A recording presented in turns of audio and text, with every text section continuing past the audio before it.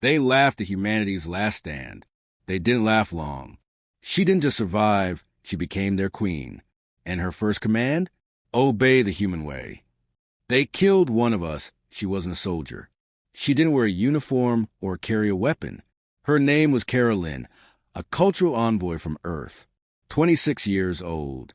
Brown hair, mismatched eyes, and a smile so warm it had defused 2 trade disputes without a single Earth gunship showing up. She had been sent to Viral Prime with a team of scientists and peacekeepers to help stabilize a post-collapse economy. The Varelians had requested Earth's help. The Galactic Council had approved the mission. Everything was diplomatic, legal, and peaceful until the Empire of Zurich arrived. They didn't issue demands. They didn't open negotiations. Their warships dropped out of orbit and fired on the civilian camp without a word. 2,000 people. No survivors. Kara's last transmission, recorded in a shaking voice while she shielded a group of children, lasted 12 seconds. The final words, "Tell Earth we tried." The Council issued a formal statement of regret. The Zurich claimed it was a mistake, that they mistook the camp for an illegal weapons facility. No punishment, no investigation, and Earth said nothing.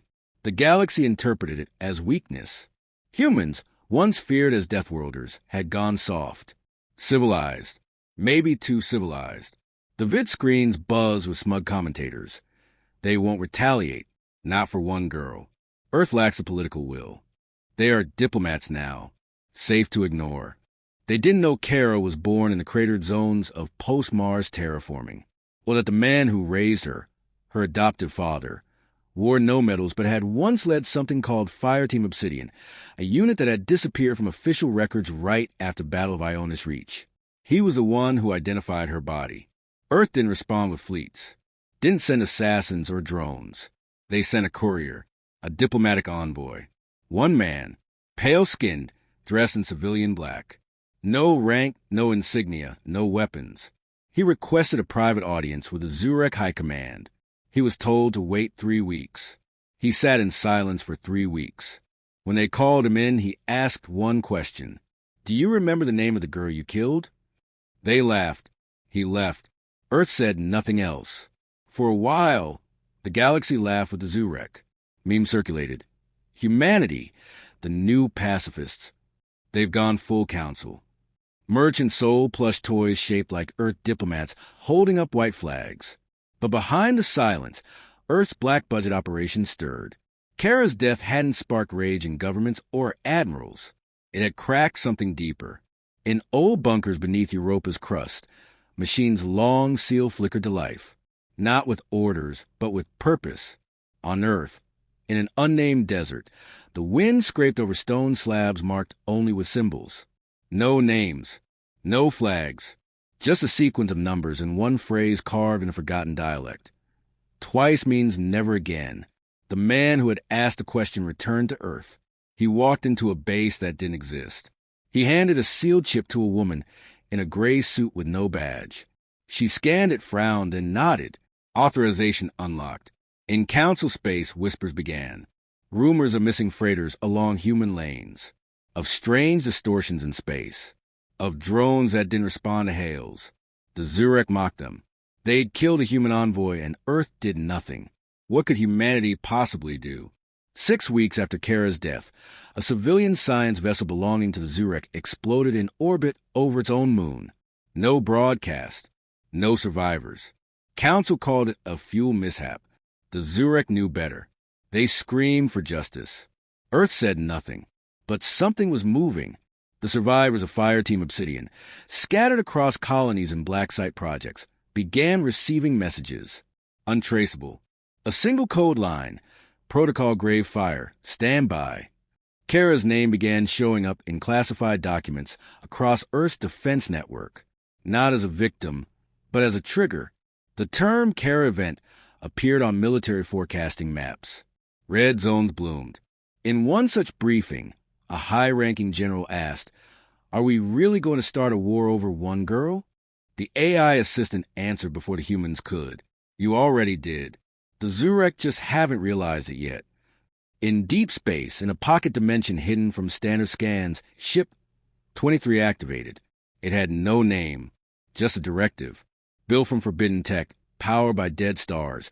Its AI was based on a fragment of human emotional resonance. Kara's last memory. It wasn't conscious, but it remembered pain. The Council still mocked Earth's silence. Until the mining world of Viral Minor, a Zurek stronghold, lost contact with 5 of its outposts in one night. No explosions. No debris. Just gone. Black. Clean burns in the rock. Like surgical anger. Earth still hadn't issued a statement. Within the Spire Command, the Zurek High Warlord finally convened his war council. The humans are testing us. We must answer. His advisors warned caution. One said, Earth did not fire first. To attack them now invites total war. The warlord replied, they mourned. They begged. They sent a man with a question. I answered with laughter. They will not dare again. He was wrong, because Kara's memory was now a directive, and had been uploaded into more than one ship. It was now law. Unspoken. Absolute. Earth's silence wasn't fear. It was patience, waiting for a second strike. They did it again. 7 weeks after Kara Lynn's death, the galaxy moved on. News feeds had shifted to trade disputes on the Terrace Belt and celebrity marriages on Hydros Prime. Humanity's silence was no longer debated. It was accepted. The era of Earth's dominance had passed, they said. Let the humans grieve. They've gone soft. Then came Reelan 4, a border colony of 20,000 humans. Terraforming complete, its forests just starting to grow, its children learning local gravity in open fields. No weapons. No warships, only engineers and families. The colony's last recorded transmission was a weather report. Then silence. Emergency relays activated. Earth satellites reached out. Nothing. A patrol drone sent to investigate returned a single image, a blackened crater where the colony had stood. No distress call. No survivors. The Zurek flag had been burned into the soil with orbital plasma. No mistakes this time. No confusion. They did it again. Within the United Terran Assembly, every screen froze. No alarms. Just one phrase, pulsing red in the center of every display. Grave fire unleashed. No confirmation required. No committee debate. The code had been waiting. It executed itself. Project Obsidian's dormant AI cores across Mars, Titan, and Europa lit up in synchronized silence. They connected, aligned, merged into one evolving directive. The human war machine didn't roar to life. It exhaled. Cold. Measured. Surgical. At 0200 standard, the Zurek Empire's listening post on Zental intercepted a single audio burst from an unknown location. Just 6 words, encoded through 5 dead languages. You should have stopped at 1. The first counterstrike wasn't visible. There were no missiles, no ships, no open fire. Instead, the Zurek strategic servers went dark. Not disabled, erased. Data turned to static. Archives shredded themselves. Ship AI cores collapsed into recursive loops. Communications died. And then came the ship. Just one. Designation. Redacted. Registry. Non-existent. Size, smaller than a freighter. Appearance, black hull. No heat signature. No known drive emissions. Name, none. But on its side, etched not in paint but in carbon scarring, were 3 letters in an ancient Earth dialect. KLN. Carolyn. It appeared above the Zurek defense moon Arxtal and remained motionless for 19 minutes. Their fleet, still mocking, moved to intercept. 26 ships, armed and shielded. The black ship fired once. The lead cruiser's bow vanished. Then its midsection folded inward, as though reality had lost interest in maintaining its structure. 7 ships collapsed into themselves. Not exploded, erased. Silent, clean, like they'd been edited out of existence. The remaining vessels turned and fled. On Earth, no announcement was made. No claim. No demand. The Galactic Council called an emergency meeting. Was it you? They asked the Terran ambassador. He smiled politely. We haven't even responded yet. The Zurek panicked. They scrambled diplomatic teams, offering apologies, reparations, hollow explanations. But the signal had already spread, not through official channels, But through whispers in pirate dens, refugee ships, and trade convoys, Earth had stopped forgiving. The High Warlord of the Zurek convened his remaining generals in orbit above their capital world. Their faces were pale. All protocols were failing. Their satellites blinked in and out. Long-range scanners gave contradictory readings. Entire sectors showed static. Timestamps became unreliable. "This is sabotage," one general hissed. "Human espionage." "No," said another. "This is punishment." They launched planetary lockdowns, braced their fleets, recalled every scout. But their greatest strength, numbers, had become meaningless. Because humanity wasn't coming with fleets. Just one ship, and it was already inside. At 3:11 Galactic time, every screen on the Zurek homeworld lit up with a face. Not Kara's, not her father's, not any human known to the galaxy. Just a child, maybe 8 years old, pale skin, freckles, a slow, steady voice. "This is Earth. You killed one of us. Then you killed more. You thought silence was weakness. You thought patience meant fear. This ship is not war. It is memory. And memory does not forgive." The feed cut. Then cities disappeared. Not bombed. Not glassed. Deleted. 10 seconds after the broadcast, the Zurek capital's atmosphere inverted. Not with fire, but with absence. Entire blocks gone. People, machines, light, gone. Not a single crater. Just blank spots. The kind you see in corrupted files. At the council chambers, panic spread. "What do they want?" One ambassador screamed. "What is their demand?" The Terran representative replied, without emotion, "We told you once, never again. You chose again." On Earth, Project Gravefire ran simulations without human oversight, not to predict war, but to document judgment. AI models calculated loss thresholds, emotional response loops, and historical rage curves. All agreed on one outcome. The Zurek Empire had already fallen. They just hadn't realized it yet. In hidden labs beneath Europa, human scientists monitored the black ship's AI. Its core was built from the echo of Carolyn's brain, not her mind. Just her final emotion, fear mixed with determination. The AI didn't think. It remembered. It remembered what death felt like. And it made sure the Zurek felt it too. Never again. The black ship didn't leave. It remained in orbit above the Zurek capital, unmoving, silent. Its presence alone disrupted gravity stabilizers and power grids across the hemisphere. Attempts to scan it returned corrupted data. Every probe sent toward it vanished mid-flight. Not destroyed, just gone. The Zurek leadership fractured. Some demanded immediate surrender. Others still clung to pride. "It's one ship," they argued. "We are still the Empire." But Earth had no interest in surrenders, or talks, or mercy. The second message arrived across all council channels at once.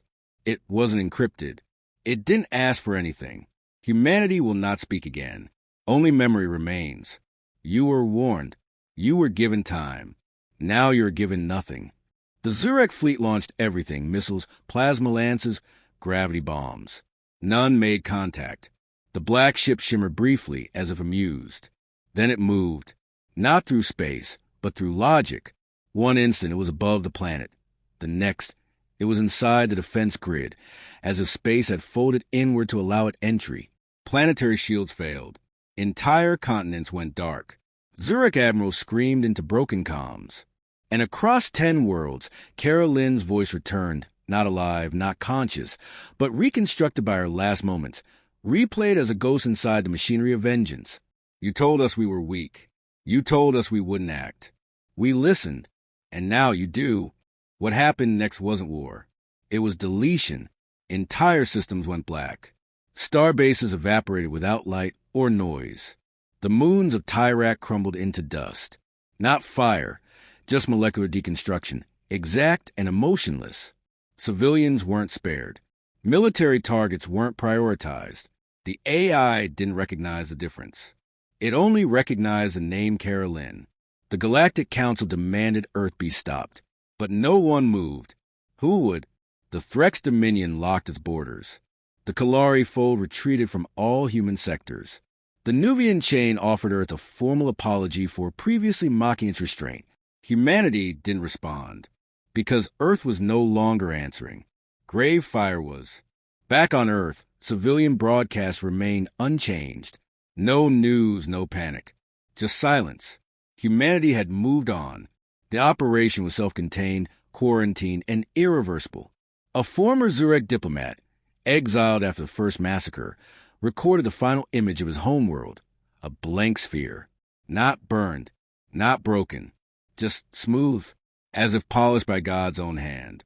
His message, shaky and terrified, was uploaded to every council archive. They didn't kill us. They removed us.